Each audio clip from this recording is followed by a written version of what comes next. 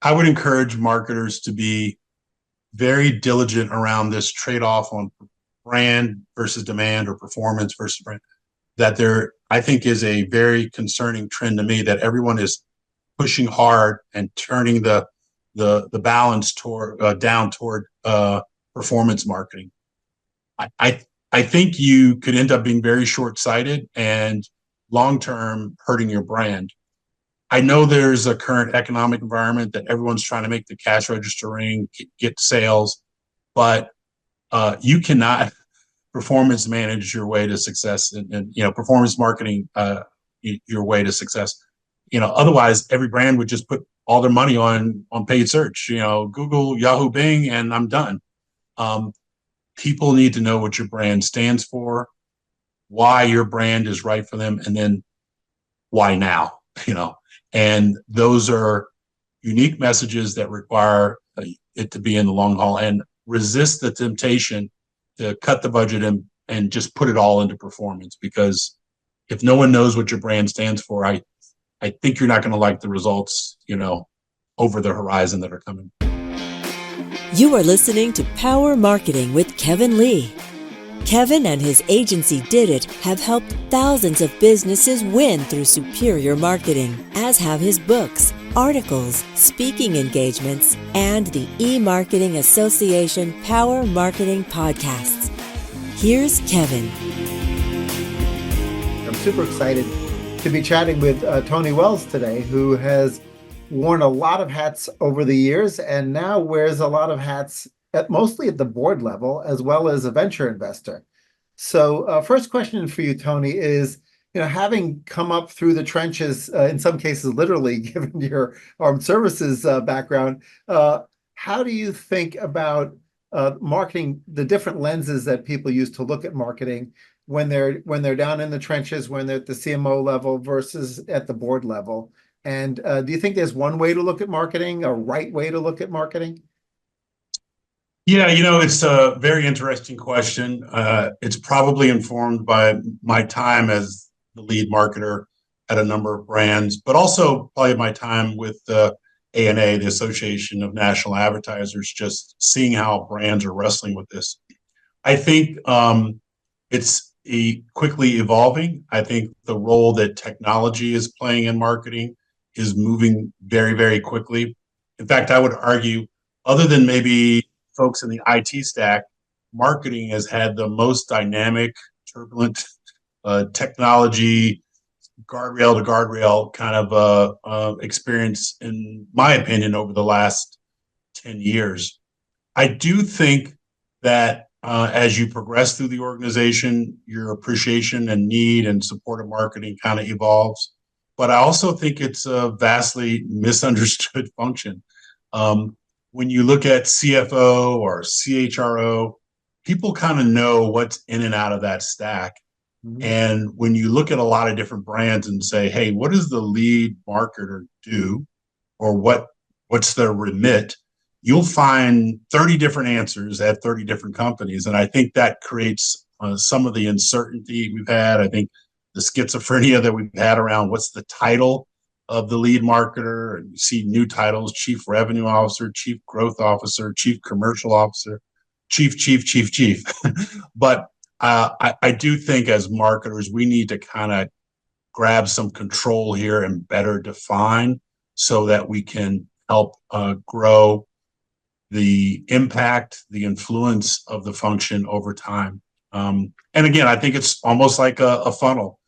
There's a lot of stuff that's happening at lower funnel that's kind of hand to mouth. And I worry as we progress here that I've always had the mindset that it needs to be a full funnel approach to ultimately be successful over time.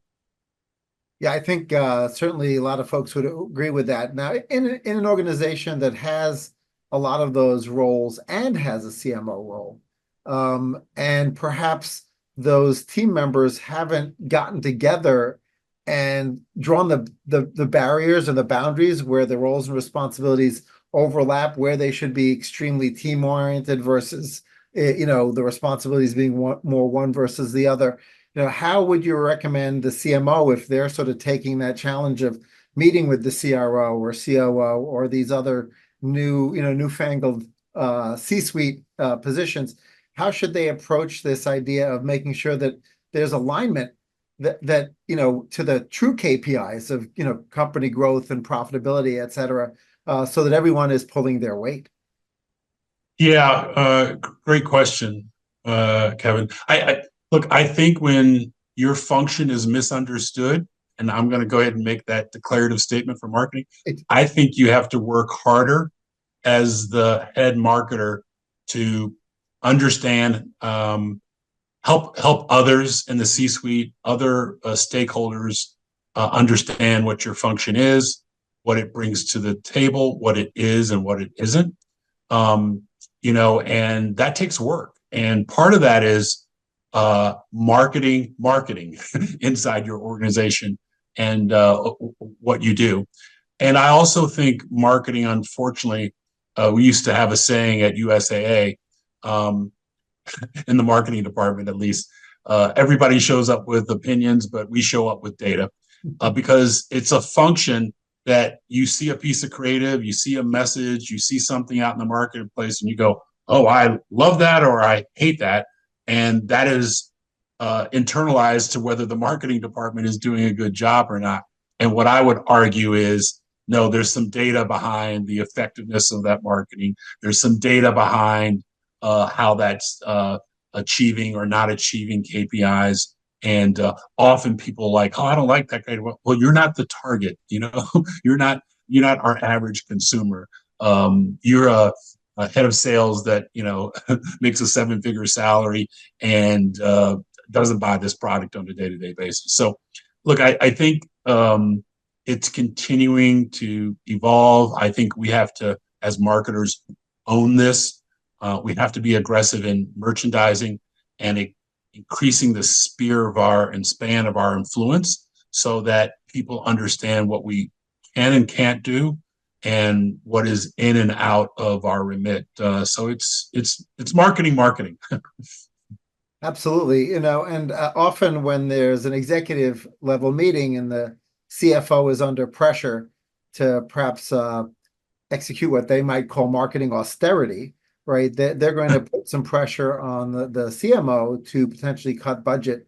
And as it relates to data driving that decision, it's certainly a lot easier for the CFO to understand the lower funnel than it is the full marketing stack and the demand creation that occurs as a result of building brand and being able to demonstrate the value that people are paying more for a brand as opposed to it being a commodity. So how do you recommend CMOs deal with that meeting when the CFO is like, listen, I got to make cuts. How do we do that? How do we do that effectively and efficiency? Is there any waste in the marketing department? Look, I think part of this is as a marketer coming to the table, and you need to show up with the table of how you might go about the cut. But I think what's often lost in these discussions is, oh, I want the same revenue number or the same sales number for less power in the marketplace, and those two don't go together. There used to be, I think, when I was at USA, there was a lot of time spent using, modeling to say, hey, for this amount of investment, you're going to get this type of impact in the marketplace. The moment you start cutting GRPs, you start cutting all your social, your PR support, and don't make changes to the forecast coming down, then that's when you often have this misalignment. CFO wants the same target with less money. Look, I don't believe companies drive growth by cutting their marketing budgets. I just don't believe that's the way. Now, can marketing be more effective? Can you be more targeted? Yes, all that stuff. But when someone comes to me and says, hey, we've got a revenue or a top line problem, I need to cut the budget, by 10%, I'm going to say to them as a marketer, hey, here's the data that won't solve your top line problem. It can be a short-term Band-Aid to kind of fix us making the next quarter or something, but it's not going to get you the long-term growth. It's very interesting during COVID. And again, I'm citing a USA kind of experience here that at the time, uh, COVID, everybody was like, okay, slash the budgets. And what we did is we went back and looked at studies that went all the way back to the very first pandemic in 1918. And all of these times of economic uncertainty suggested that you push through, keep your spend at or higher, and you will grab share of mind. And in the short term, you may not get all the bottom of the funnel activity, but over the long term, especially when you come out of that crisis, then you end up grabbing long-term share that you can, hold on to. Now, was that going to work for travel or QSR or, things that just, there's no, I'm not trying to say that if you were in the travel business, you keep pushing through it. But other categories where spend and consideration and brand was still working, yes, you should push through it. So it's very telling that you look at the number of CEOs and CFOs who've spent any time in marketing, and it's a very, very small number. If you go you've seen some of the studies. So I think we've got to continue to merchandise and make sure that the function's understood. Yeah, I think one of the things I found fascinating as somebody who started in sort of the big agency world, J. Walter Thompson and McCann Erickson, but as a super geeky person, ended up in digital very, very early, 1994, and then did it in 1996, is when I started to be working with the clients who had moderate to high levels of spending in the upper funnel. And then we were often on the did it side managing the lower side of the funnel, in particular paid search, which is where we got our start after we were doing SEO, is that we saw that the level to which the brand KPIs were strong had an impact on how effective the search ads were, as well as conversion rate post-click, right? And so Yeah. we could see this direct correlation between the strength of the brand and the effectiveness of the lower funnel advertising. And Mm-hmm. so if you would take your foot off the pedal on the upper side, you might be able to coast for a while, right? Because the brand was strong and it had some staying power. But we would see this sort of degradation in the effectiveness of the lower funnel advertising as a result of failure to invest in the top of the funnel. And that was a little bit surprising to me as a data guy, as an economist, who looks at things econometrically, right? To see this happen over and over again, and then eventually see groups like the ANA and ARF demonstrate that, right? Definitively, that there's this willingness of the consumer Yeah. to engage in a brand at a lower funnel more if they understand what the brand stands for and they understand who the brand is. Kevin, you bring up a great point. Um, I'm surprised at the number of CMOs I talk to is like, hey, do you belong to ARF? And they're like, they look at me. I I think we've got to bring more science and data to the perspective. And if you go back and look at lots of studies, Journal of Advertising, like the brand demand is, normally 45%, demand, 55% brand. Um, has been proven over and over in many different industries, many different categories to be the one that has the long-term view to grow and achieve growth targets. And so I think we've got to step up and bring more of that thinking and education to the table. I often think marketers are doing themselves a disservice when they start talking about really fluffy things that like, oh, awareness is up. Well, okay, I'm the CFO. Like, how do I measure that? You've got to do the translation. So why do I care about awareness? Why do I care about a brand study or consideration or intent? Like all of these things need folks to kind of help translate and not sit there and lead with a bunch of things, return on impressions. And like, there's all these KPIs we've come up with marketers that I'm not sure actually help us get credibility with the CFO and the CEO and P&L leaders. Because look, they're on the hook. Yeah. And I also think that you can't do this in isolation. Like you got to be in the trenches. You got to get out of the office, got to go on sales calls and, really lean in that you're a steward of the business and not treating marketing as this parallel universe. I used to have boss that said, "Hey, marketing is not a parallel universe that lives on its own." So it's interesting because CMOs come to their roles often through different pathways. And then some CMOs come to their roles because they're brilliant creative thinkers in sort of the advertising definition of creative, right? So that they live in that world and they may not be quite as comfortable with math and with data. Should they try to solve that with themselves, or should they have like essentially a peer that becomes sort of their right-hand person who can help them sort of work their way through that data-rich environment that perhaps is not native to them? Yeah. Interesting observation. I do think when you look, my experience in kind of CMO world is there's different types of CMOs. There are some that are more focused on the creative execution or Marcom. There's some that are simply, versioning and getting, executional items out the door, almost, I want to say almost like sales enablement. And then there's those that people want at the table because they have strategic insights and they are representing the voice of the customer and translating that for the organization. So, obviously you can probably gather which one I think is most important. But I do think if you are in a situation where you don't have that natural skill set, one, I think you need to develop it if you're going to sit in the CMO seat, either now or in the future. But also, I'm of the mindset that you can't be great at everything. Right. And so you build a team around that makes sure that, and more importantly, that you instill in your whole team the rigor and the expectations that this is how we're going to conduct marketing. We're not here to do creative things. We're here to do things that are tied to growth, revenue generation, and engaging and staying and engaged and keeping customers. And I think when you have that as the expectation of how does this come back to the business, we're not doing marketing for marketing's sake.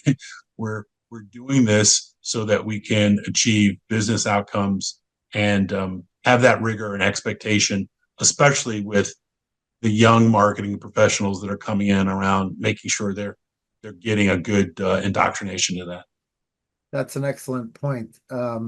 Switching gears a little bit, some of your board roles overlap into the area of sort of hyperlocal marketing, whether it's sort of traditional media or you've got Yelp on there, and Main Street is still a big part of the gross domestic product, right? It's not everything has gone DTC and SaaS, right? So you've got this fairly robust Main Street still, and Main Street sort of almost lives in its own bubble, right? In that the local content needs to support Main Street, and Main Street needs to support the local content. So I'd love you to think about that and sort of talk about how that's evolved during your tenure, as well as is the quid pro quo broken with regards to hyperlocal media and sort of being ad supported or potentially a combination of ad supported and with subscription? There's been a lot of sort of concern there with regards to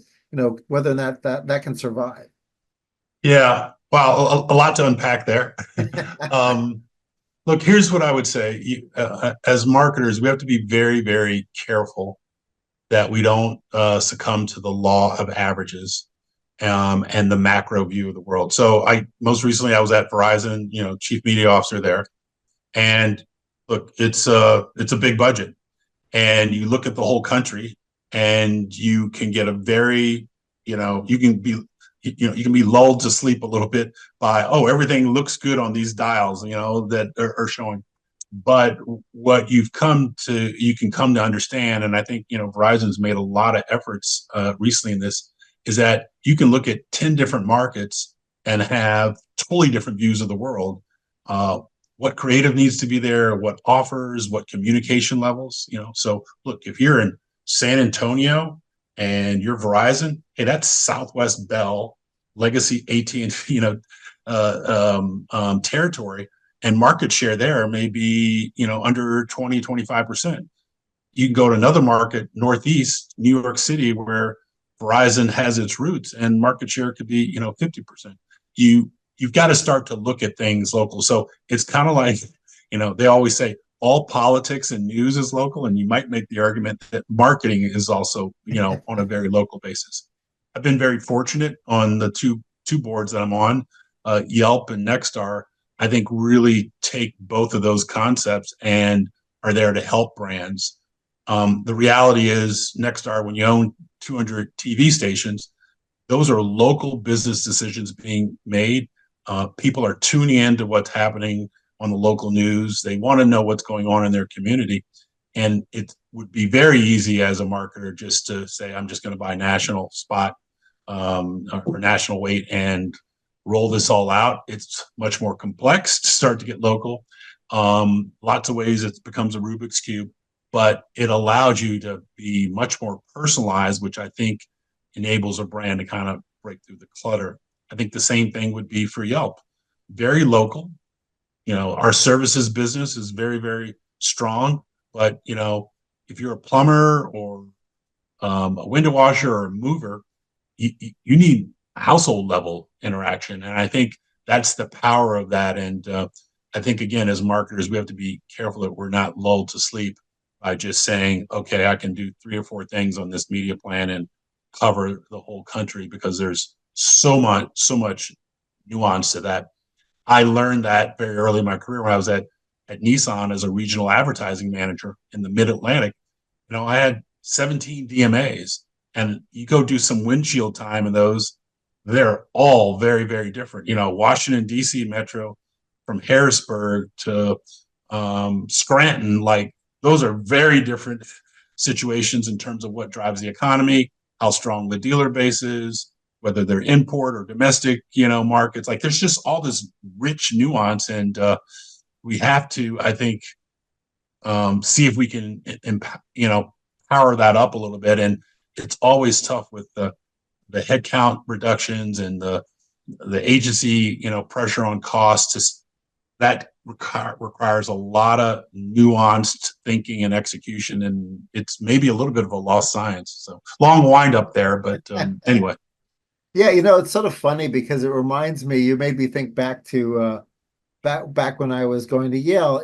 The community radio station was WYBC, and it was run both by students and by the local community, with different DJs taking different slots. And I basically ran sales there and marketing for one of my semesters.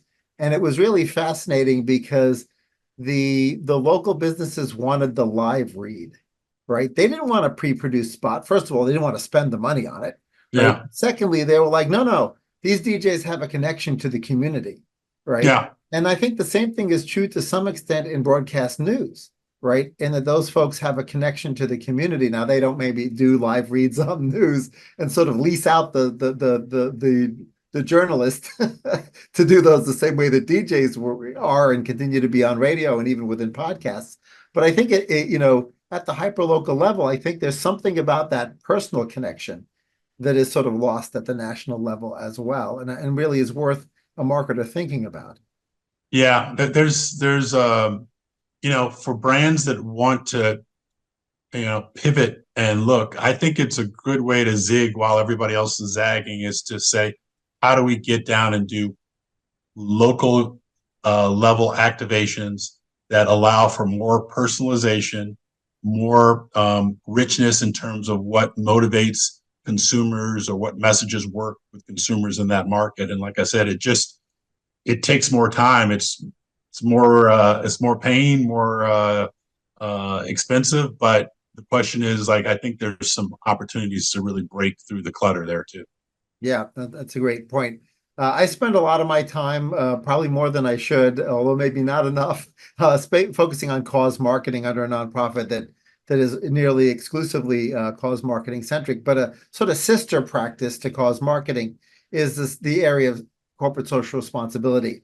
And often that ends up within corporate communications. Sometimes it's the CMO's purview to sort of deal with that. Sometimes it's like the PR team that handles it. But there have been a bunch of sort of recent fails in that area where you sort of feel like somebody in the organization, or maybe it was the agency, just considered it a checkbox or a Band-Aid or something. And it really wasn't core to the brand, and that they almost sort of forgot who the customer is when they went ahead and executed these things. So what is your recommendation? Because brands should take advantage of the fact that the consumer wants to know that the brand cares about the community, right? But if it comes off inauthentic, it can almost cause more damage than good. So Yeah, what would be a way of thinking about that?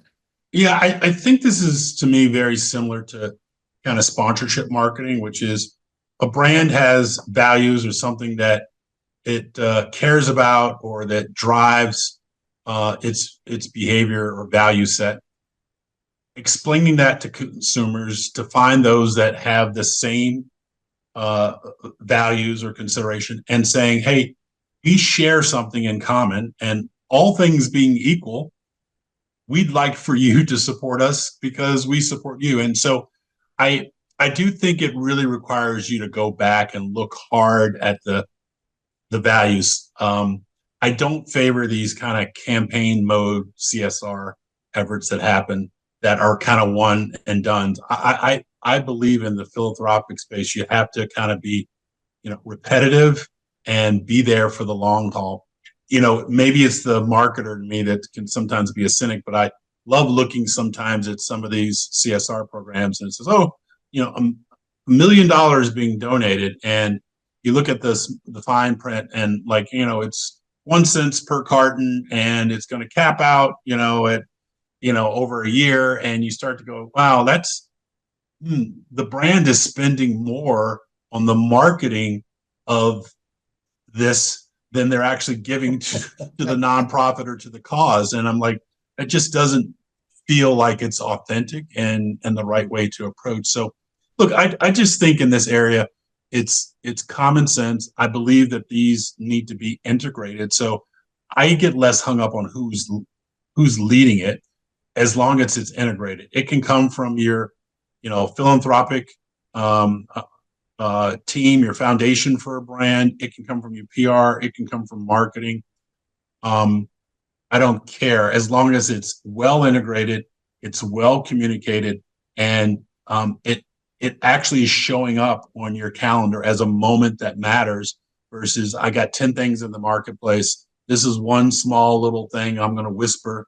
And you don't engage your stakeholders, you don't engage your customers, you don't engage your employees, and then you kind of get the results that you deserve a little bit. So yeah, it's look, it's very funny in the marketing space. For me, I think so often this is about who does all of the hard work leading up to a message being deployed, ticking in time, making that extra connection to make sure that something's integrated, to ensure the timing.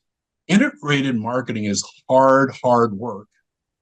And a lot of brands aren't good at it because it requires a lot more time, a lot more discussion, a lot more consideration.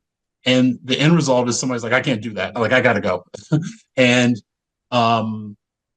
they end up not being integrated. And, my experience, and I would say that has really resonated with me, is one that I learned at Visa, which is it might be better to only do one program a quarter, but do it really well, do it consistently with the right amplification and message, than to do a program every month and you keep changing it out and there's no consistent message in the marketplace. So sometimes that concept is less is more, well integrated with a consistent message out in the marketplace is more beneficial for a brand.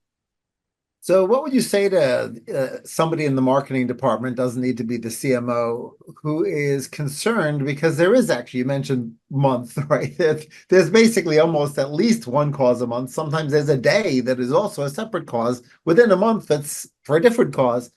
And some marketers are fearful, like if we're not there and we don't pledge our support, we'll be called out for not being there. And so that balance could seem somewhat precarious, right? In that, you don't want to not be there, but at the same time, you can't do everything, right? And and here's my take on that. You're right. You can't be all things to all people. Like, it's just you don't have enough money to do that. Yeah. But what I would say is that you can do lots of things. Let's just talk about being inclusive and having diversity in your message. I don't subscribe that you should take pride or women's history or Black history or Hispanic, like you put whatever title and say, oh, that's our month to talk to this audience. Like I I think that's very short-sighted. I think you run the chance of not being authentic and alienating that community that you're trying to talk to or that target. Um, you should be about that all year long. Now, does that mean you're going to carry one of those messages every month? No, but there's lots of ways that you can do that in terms of your creative execution, your messaging, and what you put out in the marketplace to say, this isn't going to be the only month that we talk to this specific audience. We want them to know that we care about them, that we want them as customers, that we value their business, and that we have similar values all year long.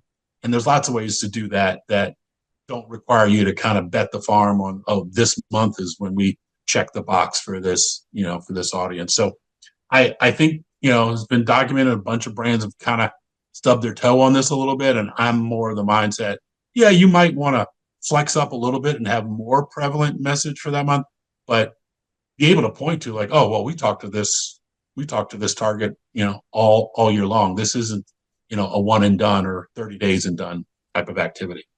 Right, right. What is it that we should have covered in our conversation that we haven't? Something that marketers are either missing or should be top of mind for them right now as they execute their planning for the next year to 18 months. Yeah, there's maybe two things. I would encourage marketers to be very diligent around this trade-off on brand versus demand or performance versus brand. That there, I think, is a very concerning trend to me that everyone is pushing hard and turning the balance toward down toward performance marketing. I think you could end up being very short-sighted and long-term hurting your brand. I know there's a current economic environment that everyone's trying to make the cash register ring, get sales, but you cannot performance manage your way to success and performance marketing your way to success. Otherwise every brand would just put all their money on paid search, Google, Yahoo, Bing, and I'm done. People need to know what your brand stands for, why your brand is right for them, and then why now, and those are unique messages that require it to be in the long haul, and resist the temptation to cut the budget and just put it all into performance. Because if no one knows what your brand stands for, I think you're not going to like the results, over the horizon that are coming. And the second thing I would say is just this topic of DEI has been very, very prominent in the ether. And I think one of the things that a marketer needs to do is to be the conscious and the ethos of the brand.